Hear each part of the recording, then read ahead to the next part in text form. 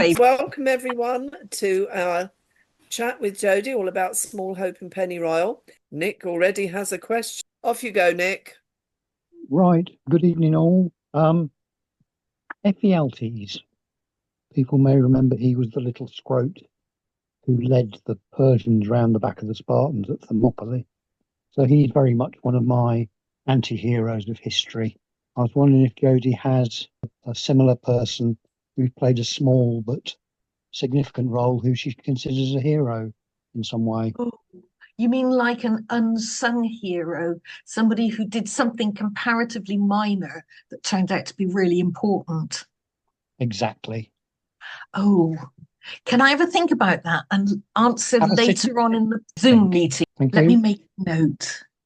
Small part, but very important. Sorry, this happens to me.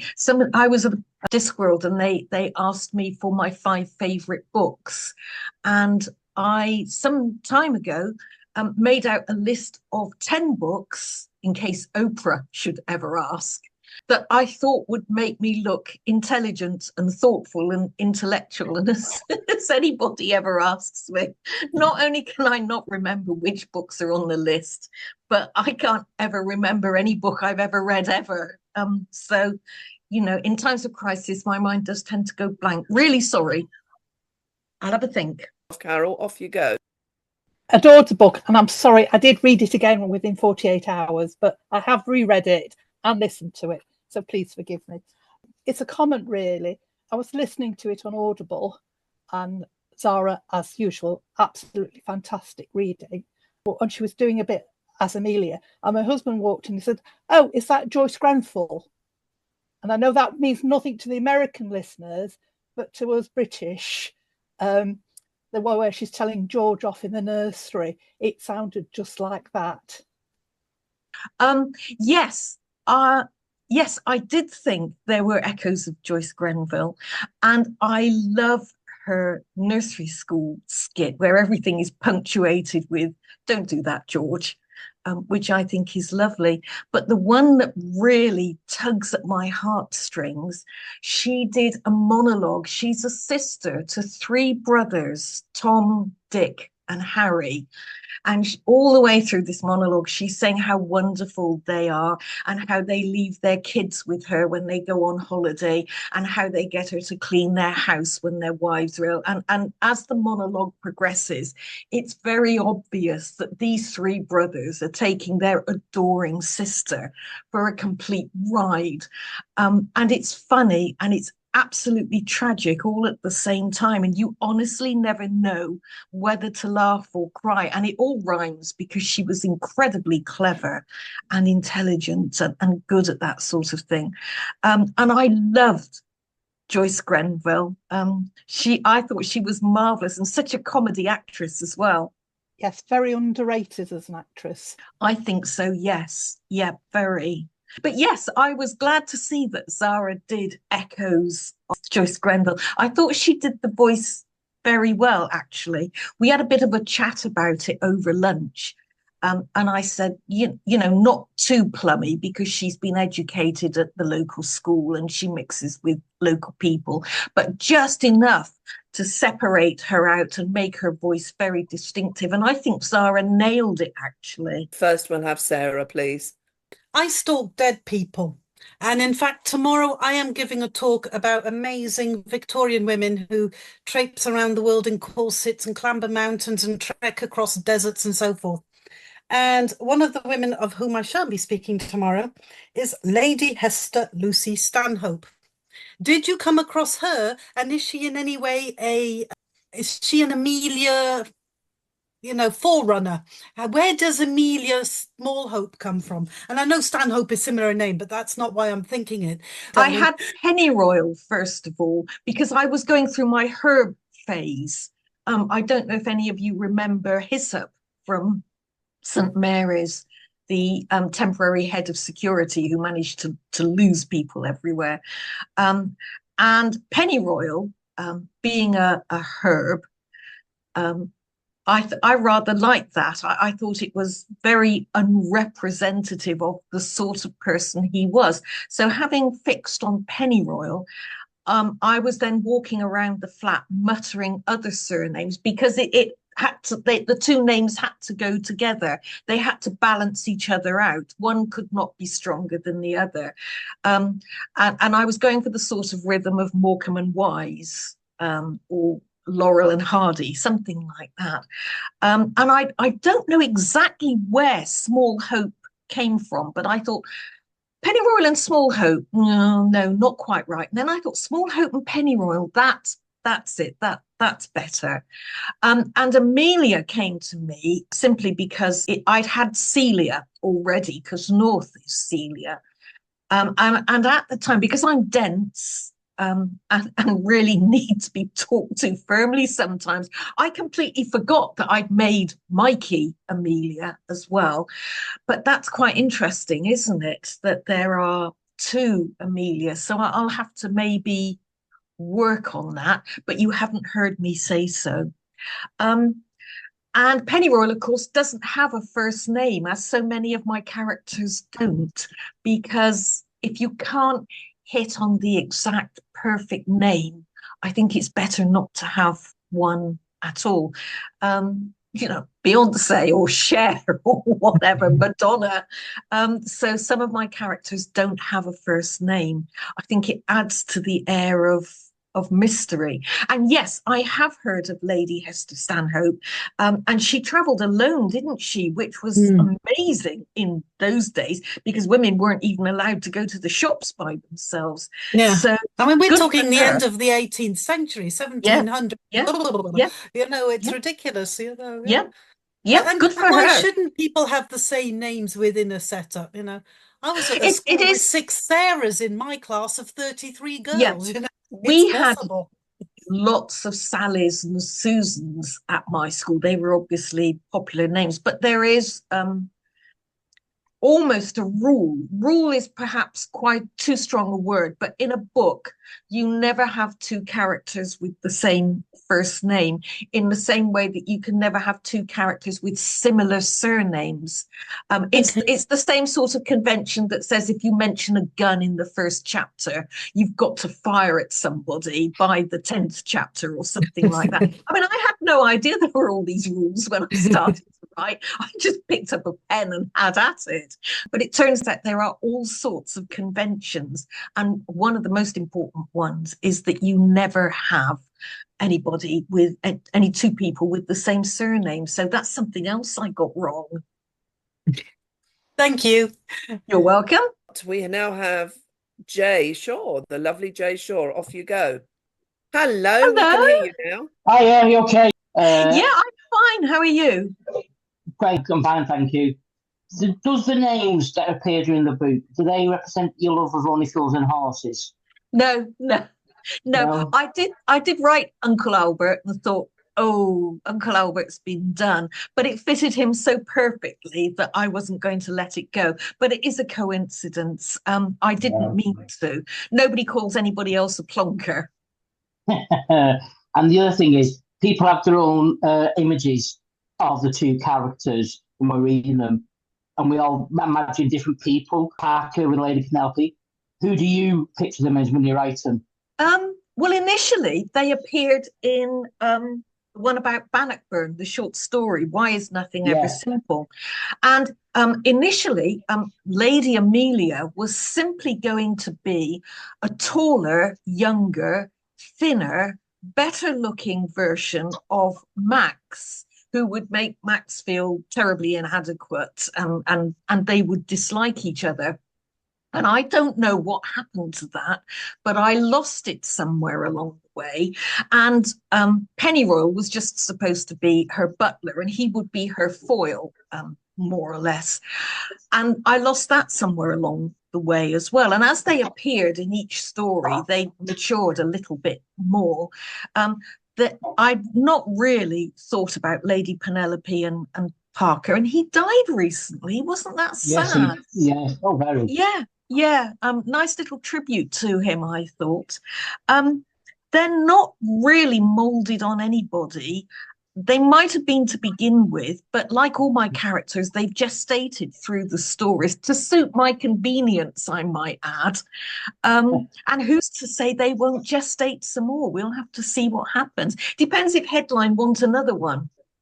Oh, I'm sure they would. I know we do. I think Sharon has been waiting a while, so come on, Officer Clint, it's your turn. Good evening, good evening, good evening. Hello. Hello, mate. How you doing? I'm fine. How are you? Yeah, good. Thank you. Really good. Nice to be back. So mine's really kind of like a bit of a statement followed with a bit of a question. But before I do either, because I tend to do it like this, I just want to check. Spoiler alerts are permitted here, right? In that I think by now everybody that's joined will have read it. So Okay. Right. So firstly, it's a very rare thing. I just want to say it's a very rare thing that a book, when I'm listening on Audible, will stop me in my tracks in the middle of a street. And I literally was in the middle of a street at a certain point. I wonder if you know which point I'm talking about without me saying it. Maybe possibly. Yeah. So did you know that the way you wrote some of that final part, so the first part when Pennyroyal takes over the storyline, did you know how that sounds? Was that intentional? Because I nearly dropped dead. Yeah. I deliberately made the last sentence very ambiguous. Yep. Just to give my readers something to worry about. But not for very long. It didn't feel ambiguous to me. I honestly thought that was it. I thought that was it. But hang on. So I can never remember which one's which. Pennyroyal. Pennyroyal is the bloke, yes. It's the grafty, right? Yeah. So when he takes over, he starts a conversation then that leads you down a bit of an alley of, hang on a minute, is he the bad guy in this? Did you intend that? That would have been a shocking thing to do, to play with my readers so cruelly. Why would I do that? Because you're Jodi Taylor. It was incredible.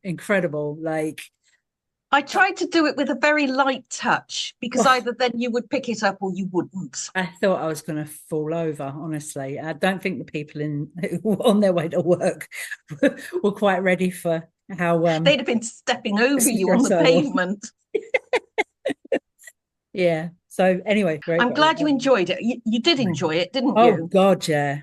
Absolutely. One of the best things I've read for a while. Excellent. Thank you very much. Not so. Thank you. Thank you, Sharon. It was lovely to see you. I've got a question from Joe Garson for you. How is Uncle Albert related to Mikey and Adrian? Don't laugh. This is one of these famous Taylor episodes where I failed to plan ahead. I don't yet know. Why am I not surprised? I don't know why I do this. It just seemed a good idea at the time, but I'm sorry, my failure to plan ahead is now well known. I'll think of something. Just don't anybody panic, because I'm panicking, but I'll think of something. I've got a quick question for you. Go on then. Sarah Lucas's chicken knickers. Oh, yes. Did anybody Google that? Me. How on earth did you come up with that? People say local government is dull, but I printed out a copy and put it on my wall at work, and it sat there for quite some time, which just goes to show what interest people take in local government notices, doesn't it? It wasn't available to accessible by the public, but it was up on my wall for some time and nobody noticed. But I thought it's a very powerful image when you think about it. Oh, it is incredibly. Yeah, and it kind of resonated with me, because I was going through a particularly oppressed period at the time, and I thought, yep, that just about sums life up, doesn't it? Yeah, I was really shocked. Ashley got to that bit before me, and he went, Sarah Lucas's chicken knickers. So we had to Google it. Well, yes. I mean, I probably should have put something in the book. If anybody does Google it, just don't do it in front of your elderly mother or anything like that. But it is, I mean, it's not actually rude, is it? It's just quite a shocking image. No, it is, and when you read why she did that, it's really good. Yeah. Sharon would find it interesting. Have you Googled it? It's definitely yeah, she's Everybody's Googling going to it go now. off and look up Chicken Knickers now, aren't they? By Yeah. Sarah Lucas. Right. We've got another one here from Carol. It's your turn. Hello again. I Hello. must admit, the bit with at the end of the book was a wow moment, but my wow moment was when I turned the page after Uncle Albert had died, and you find out who he's related to, and I just sat on the sofa for 5 minutes, just going, "Wow, wow, wow, wow." What has Droitwich ever done to you that you make it the place where you go to die? This is terrible, actually. I went to Droitwich once. Well, no, that's not quite true. I passed through Droitwich, reached my destination, and had to turn around and come back through Droitwich. And my navigation skills are famed, as you know. And I couldn't get out of Droitwich, and it got dark. And basically, there was a high street with a roundabout at each end. And I drove to the roundabout. None of the exits looked right. None of the exits rang any bells with me. None of them seemed to be going the right way. So I drove back down the high street to the roundabout at the other end. And that was even worse. So I drove back at the high street to the other end and started to take the exits one by one in the vain hope that sooner or later I'd be heading off in the right direction. And that didn't work either. And it sounds funny when you say it, but I've been at it about 2 hours and I couldn't get out of Droitwich.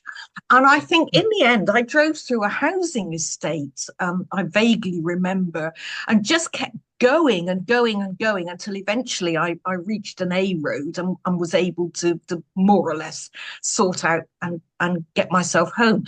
And I think at some point I did vow revenge on poor old Droitwich.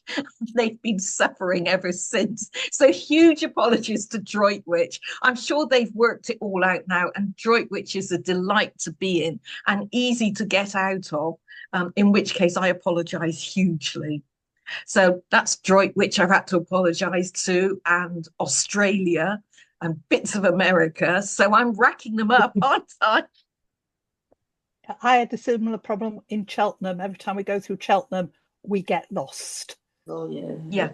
Yeah. Someone else has mentioned Cheltenham and East Grinstead Yeah. being similar. Oh, okay, and then. Milton Keynes. Okay. Milton Keynes is easy to get lost in. It's all those bloody roundabouts. My other question, if I can, is, and you're probably not going to answer this, you're probably just going to go, Treadwell, Callan, Treadwell, are they the same person? I knew you would say that. It will be resolved. I've just written it, actually, and I'm not going to say any more because I'm bursting over that little revelation. So talk about something else before I'm overcome and tell you all about it. No. We've got a question from Judith from Fort Worth. And that's in Texas. Hello. Hello. So I just wanted to say that I had to be heavily medicated to get through the last presidential election. And this presidential election season, I have been using St. Mary's to avoid the news. And I have gone all the way through all of the St. Mary's in the last 45 days. And I have started over. And I have listened to Smallhope and Pennyroyal twice because it is so wonderful. So I'm thrilled that you've got this Zoom call. I think it's interesting. The people that first introduced me to St. Mary's have, they've had a feral peacock show up at their house. And I just think that's hilarious. So do I. That is brilliant. Is it a male or female? It's a female. It is really?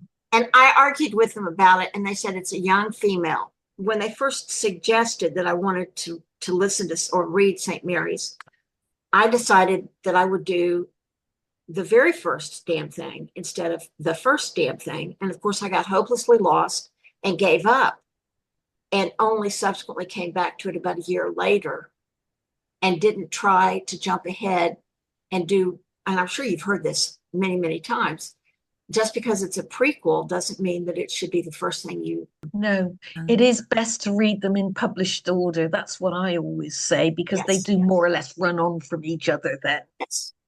And because the titles almost never reflect the contents, I have a printed list of all of the books and all of the Christmas novellas, and I would check, and I have passed on that list because I have now become a raving fan. So I've passed on that list, and I appreciate your work very much. Well, thank you. That's very kind of you. And good luck with the upcoming American elections as well. You're not suffering alone, trust me. Oh, man, don't get me started. Yeah, let's not go there. The lovely Sarah Pennington sporting a Jodiworld Convention t-shirt, I see. Not that I'm plugging Jodiworld Convention much, but our brand new, exciting website we're hoping will go live next week. And I'm starting to post teaser adverts. Go on, Sarah, go for your question. So, two linked questions by an avian theme. The first is, going back to chicken knickers, did you consciously think about Markham and the chicken up his tunic when you were writing this scene, or was it pure happen chance? Well, actually, if I can answer that one first, I was writing the Christmas story at the same time, and there is a not unrelated incident. More than that, I'm not prepared to say. What is it about you and birds? Had you watched a Hitchcock film one time too many? We have the swans, we have the cassowaries, we have the peacocks. There appear to be quite a number of lethal avians in your repertoire. Yeah, and there's Angus as well. Don't forget Angus. She wouldn't like. If we switch worlds, we've got Patagonian attack chickens. Yeah, I hadn't realized this, but I think all of you spotted some kind of deep-seated psychological issue that I have regarding birds, of which I was completely unaware until you all pointed it out to me. So thanks very much for that. I do apologise if we have triggered your trauma there. Yeah, I think you have, quite honestly, and highlighted my pain as well. But, it doesn't really matter. I'll just soldier on. Hey, if you tell us your address, we'd all send you chocolates. Oh, don't tempt me. Please don't tempt me. Right, we've got Jay again. Do butlers get a diploma? Yes, they do. I researched Butler School. I do not just throw these books together, If I told you how I spent yesterday, you wouldn't believe me, actually. And I'm not going to tell you because some of it was barely legal. But yes, I did research Butler School. I don't think anybody's ever graduated with 12 diplomas. And whether we'll ever get to the bottom of Pennyroyal and his 12 diplomas, I don't know.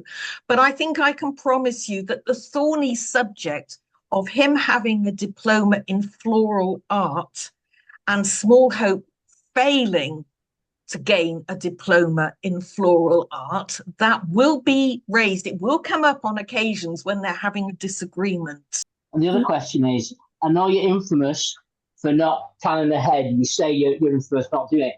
Do you have an idea how many books you're going to have in this series, like you did with St. Mary's?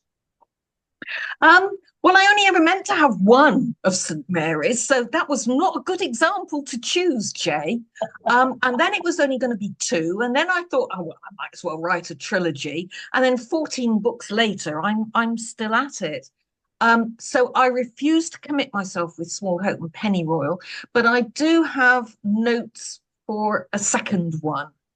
But I've learned not to commit myself, and I've had a birthday as well since we last spoke. So, the fingers of mortality are stretching in my direction. As I said in my birthday message, rather like the Queen there, at my age, I tend to experience faint surprise when I wake up every morning and I'm still here. Wow. We're all glad you are. Thank you very much. No worries. You take care. You too. It's Fiona Elwood next. So Fiona, go. My question's more a general St. Mary's one. I know America and their universe is off limits because of something that you haven't shared with us. Something terrible has happened. But what about Russia? Is that off limits as well? Because I don't think you've touched on Eastern Europe. No, I haven't really. I think I've mentioned And I Prague just and wondered if Budapest once upon a time, and Hungary as well. But no, I think subconsciously I felt that having 1/3 of the globe off limits was probably enough, even for me. If well, I don't know though. That's a thought, isn't it? Just hang on a minute. Just scribble something to myself. Yeah, okay. Thank you for that. Do you mind if we revisit in 6 months? No, not at all. It's just Thank you. I love the books. I love the St. Oh, Mary's thank you. books, and I love Russian history. So it would be nice to read something about my passion as well as reading a St. Mary's book. I have been toying with Stalingrad, actually. Right. Yes. So we'll see if that goes anywhere. Okay. Oh, I'll look out for that then. Thank you. Okay. Thank you for your question. Oh, Nick's just asked a really good question. Does every country have a St. Mary's? No, they don't. There's no need for them to be scattered around the globe because they can go anywhere they like almost instantaneously. And it's the same with the time police. There's no time police in Australia or India or Japan. The only advantage to having branches of the time police around the globe would be if anything ever happened to headquarters at Battersea. I don't know. I'll have to have a think about that. But no, at the moment, there's only one St. Mary's. I mean, God, do we need any more? And there's only one TPHQ as well. I don't think we've ever had quite so many people. We've got 53 participants here. It's amazing. Good heavens. Next, it's lovely, isn't it? Next, we've got Audrey. Hi, Jodi. I'm talking from Dublin. Like everybody else, I want to thank you a million zillion times for giving us St. Mary's and the Time Police. Just wonderful. I love them. I'm also a writer. What do you do to switch between, say, when you're writing either St. Mary's or the Time Police or your other completely different books like The Nothing Girl? Have you got a procedure where you switch from one part of your brain into another part of your brain when you're going to write those books? Do you find that easy to do, to switch from one word to another? I do. Yes, I do. In fact, it happens whether I want it to or not. Quite often I'm writing something, a fairly major plot point, and half of my brain is off thinking about another story or another series or whatever. So I do tend to write simultaneously. And I find all I have to do really is read the last page or so that I've written, and my brain sort of slips into gear. All my series are quite different, so it is easier for me. For instance, St. Mary's is history based and the Time Police is time based, and the two are not the same. Smallhope and Pennyroyal will be more adventure based. They will whiz up and down the timeline, but that won't be the real reason that they do what they do. There will be different adventures and thrillers and spy and crime and whatever, because otherwise it just ends up being another St. Mary's or another Time Police. And then of course Frogmorton Farm, which Hazel says I have to stop referring to as an adult fairy story because that sends completely the wrong message, and apparently I have to say it's a fairy story for adults, which is something completely different apparently. But they are all completely different and they have their own identities within the crowded space that is my head. Well, my one comment about Smallhope and Pennyroyal is I really liked the way the relationship came out in the end. And I was sort of going, it's taken long enough to get here, but I was really pleased. It was kind of, please push it in that direction. So I was very happy with that. Thank you. Yeah, I had to promise Hazel there wouldn't be massive bonking in the second book, which was quite easy to do, actually. So yes, they will have the occasional moment, but that is not going to be it's not a romance. That will not be the main theme of the stories. They're so busy having adventures, just when will they have time to bonk, for God's sake? Yes. Yes, that's very true, actually. All the strength, even. Helen Snow's just said, poor Evans. Do not feel sorry for Mr. Evans.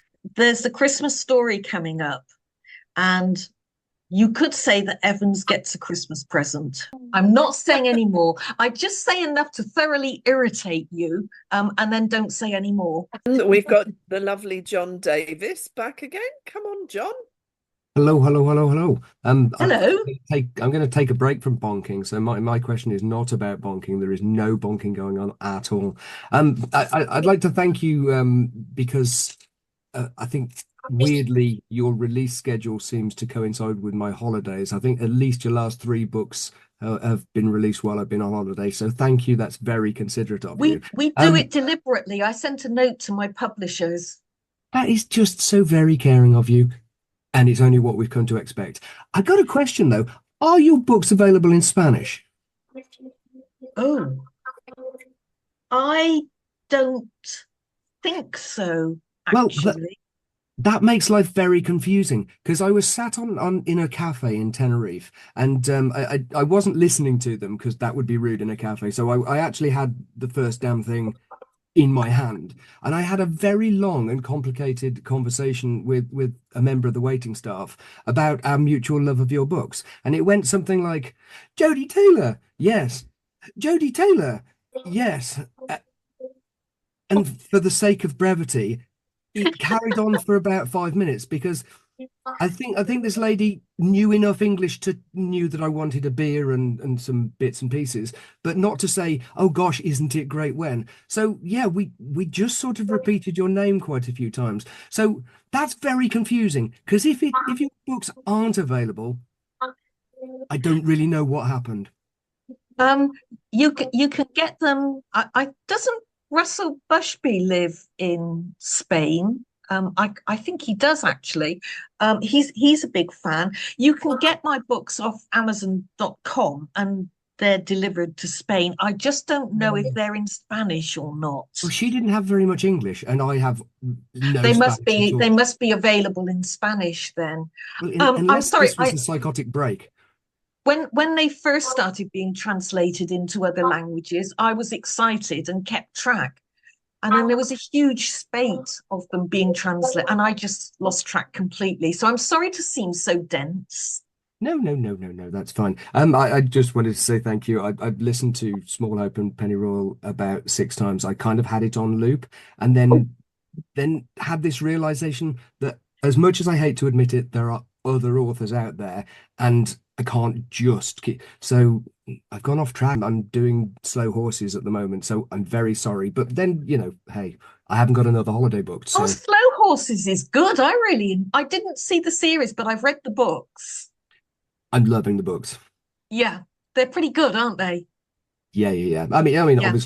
obviously, there's no dashing around in pods, but with that exception, they're okay. But thank you. No, thank you very much. Bye-bye.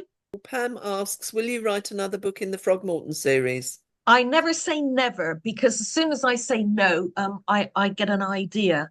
I don't have any immediate plans to do so. Let me put it that way.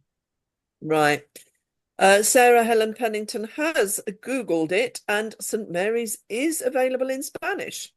Oh. So there we go. Gracias. Yes. Donna Coulson asks, TPHQ haven't got a secret bunker like St. Mary's. What would happen if it was threatened? Their defences have been breached a couple of times so far. Yes, they have, haven't they? And I decided very early on that although I'd made this massive, all-powerful, almost omnipotent organization, there's got to be some jeopardy. They've got to be vulnerable to certain things. Otherwise, there's no tension, there's no plot.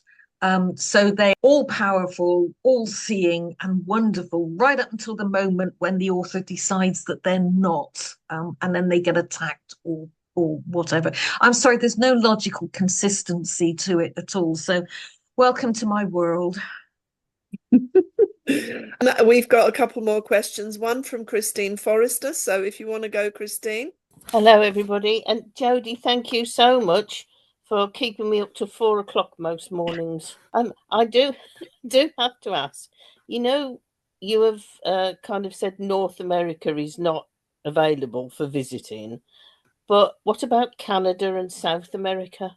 South America, I haven't really touched on, but Canada's okay because if you remember, the guy Lawrence Hoyle escaped from America through the Canadian corridor. I have no idea what the Canadian corridor is, but it sounds really good, doesn't it? It sounds a bit like the Northwest Passage. Yes, exactly. Yeah. Except I don't mention the word passage to St. Mary's because they'll get completely the wrong end of the stick there. You know what they're like. Yes. So have you got any plans for sending St. Mary's to Canada? Not at the moment, but again, never say never. So it could arise. I don't have anything in my immediate notes, let's put it that way. Oh, well, I'll get you to put it down in your immediate notes. Yeah, you've planted a seed now. I'll have to think of something. Thank you very much. Thank you. Thank you. Thanks, Christine. And Carol, it's your go. Hello. I've read Smallhope, obviously, and then I've started back on St. Mary's, and I've just done augmentation of historians, and it was the death scene of William Hendred. It was so well written. I just want to say thank you for that. It was sad. Thank you. I was thinking about this the other day. I took a large part of Max's adventures with William Hendred, actually from another book that I was planning. Before I thought of St. Mary's, I had ideas in my head for a medieval novel that was going to be set from sort of more or less 1399 onwards in Rushford, in the castle, and the heroine would be left to manage things for herself while her husband went off to fight in France with Henry V, and she'd have adventures and all sorts of things. And one of the main characters on her staff was called William Hendred. And then I lifted him and some of his adventures and put them in a St. Mary's novel. But I did mention the sister of the person who was in charge of the castle several times. And I occasionally sit down and think, wouldn't it be nice to write the story from the other side? Because the sister quite fancied William Hendred, and then this, what she will refer to as a red-haired witch, appeared from nowhere, ruined his life, contributed to his death, and the revenge that she feels she wants to take.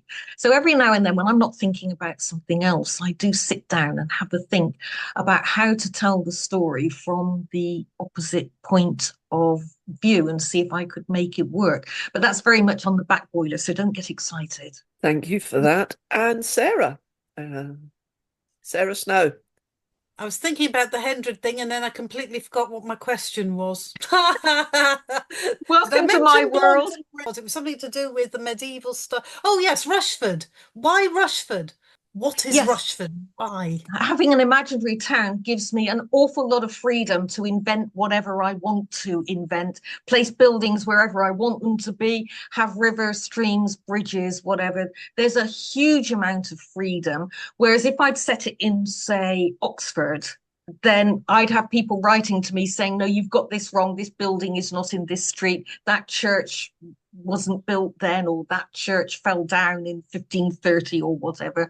So I'm just for once, I made things easy for myself and invented. But did the St. Mary's Rushford the same as the Elizabeth Cage Rushford, etc., etc.? Are they this? You know, could you go down the same high street and the same bridges and all the rest of it?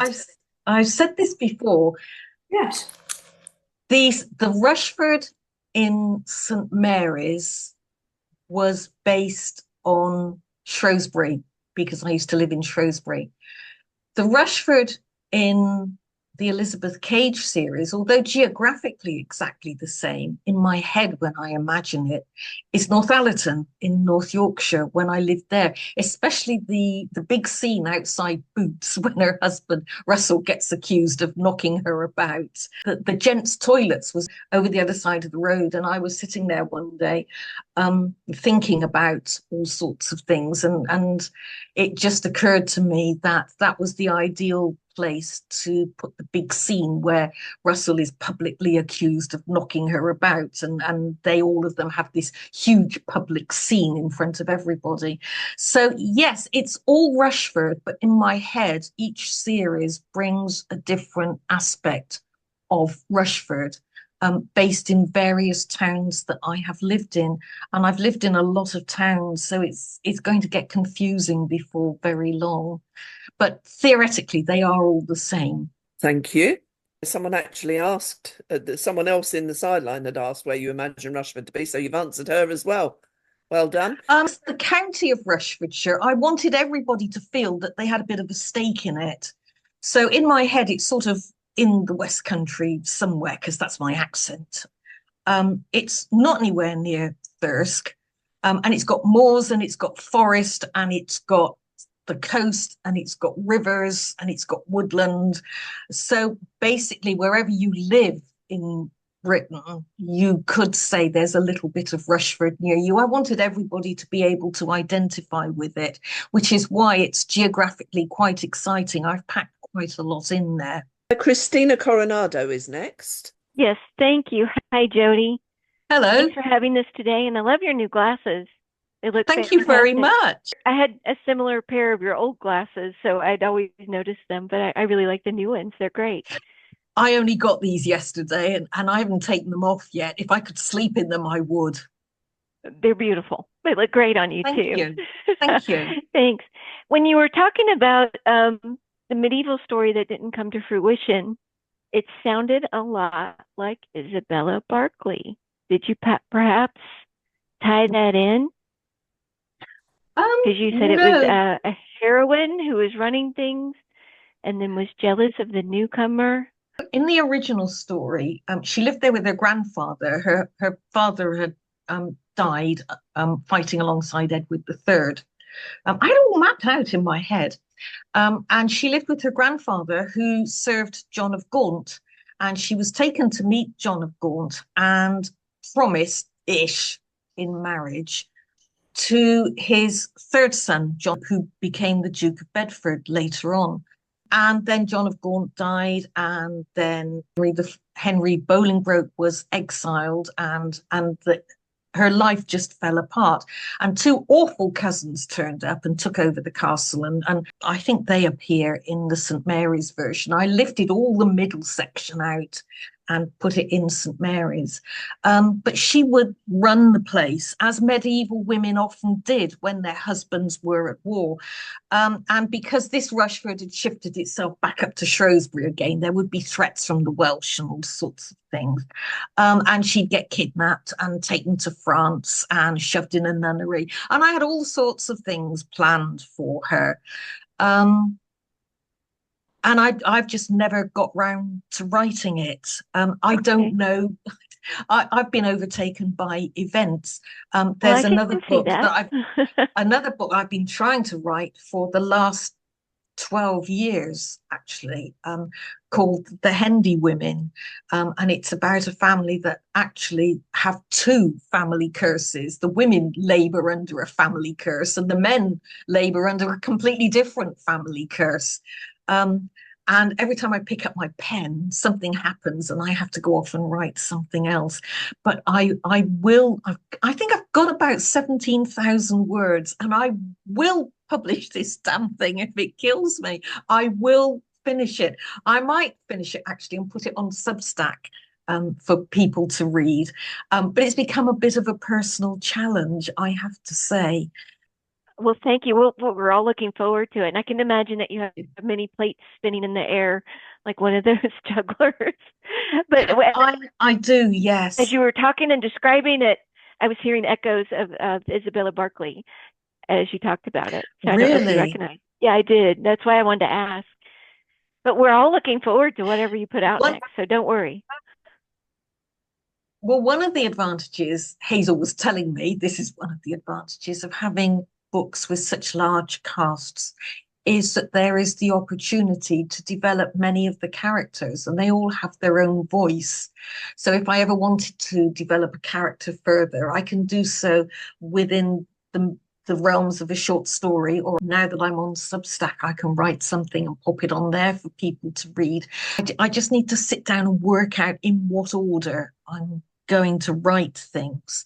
And that won't do me the slightest bit of good, because no sooner do I decide that I'm going to write this story now, the other story over there suddenly leaps into my mind and I can see exactly how that's going to go. So I go off and write that one. So absolutely no mental discipline of any kind.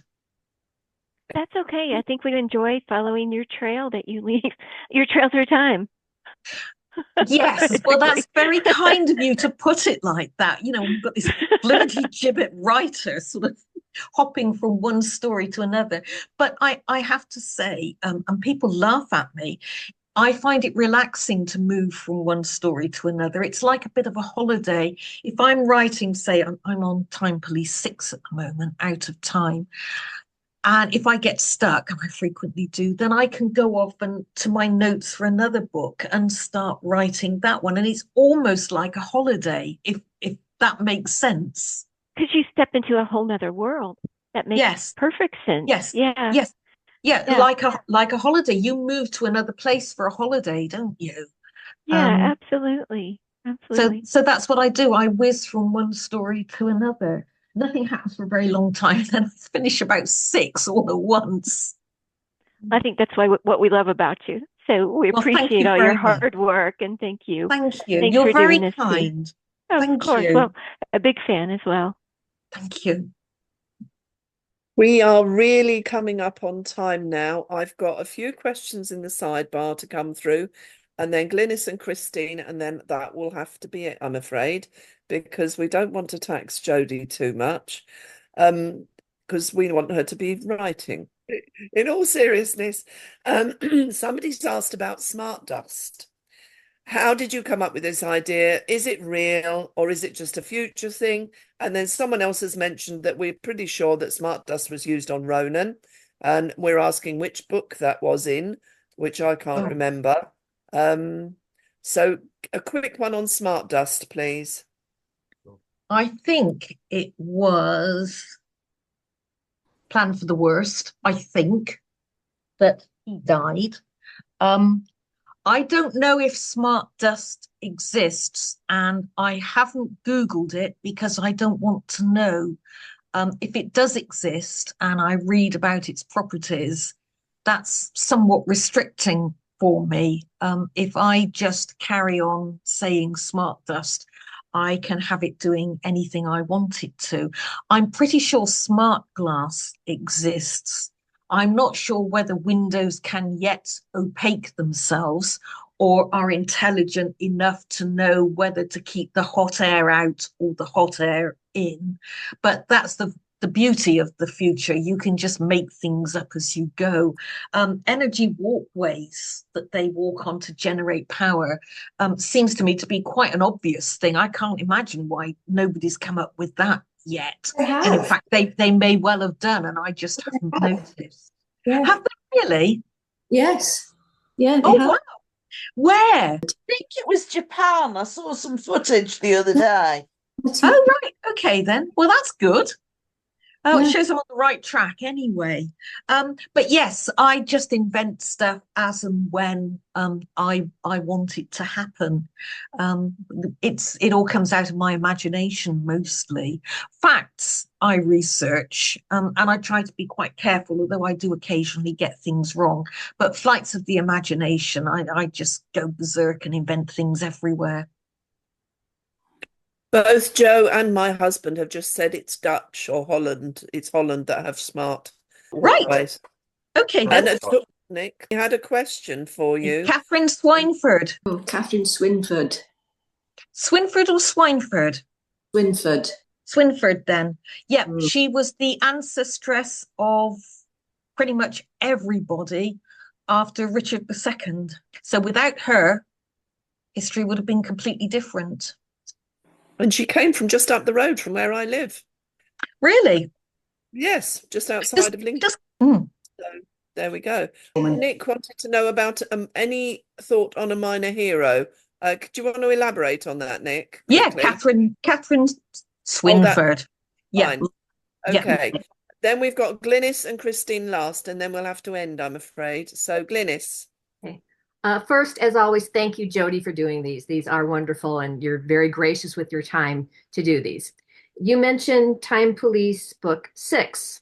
All right, backing up to Time Police 5, which is The Ghost Train, and the end with Grint and Jane.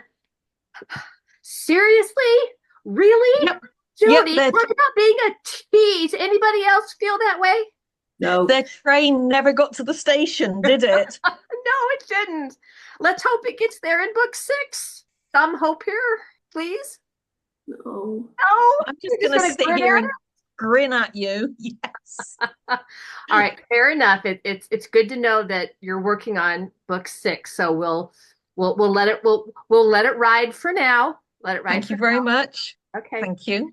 Again, thank you. And St. Mary's has just been an absolute joy in my life. I have got passages marked, some of the littler storylines I have marked just to go back and read that particular scenario again, because they're just so well written and so enjoyable and so laugh out loud funny at times. Well, thank you very much. And there's a Christmas story out, which is a St. Mary's story. Calvin Cutter comes back for a rematch at St. Mary's, and things go so hideously wrong you would not believe.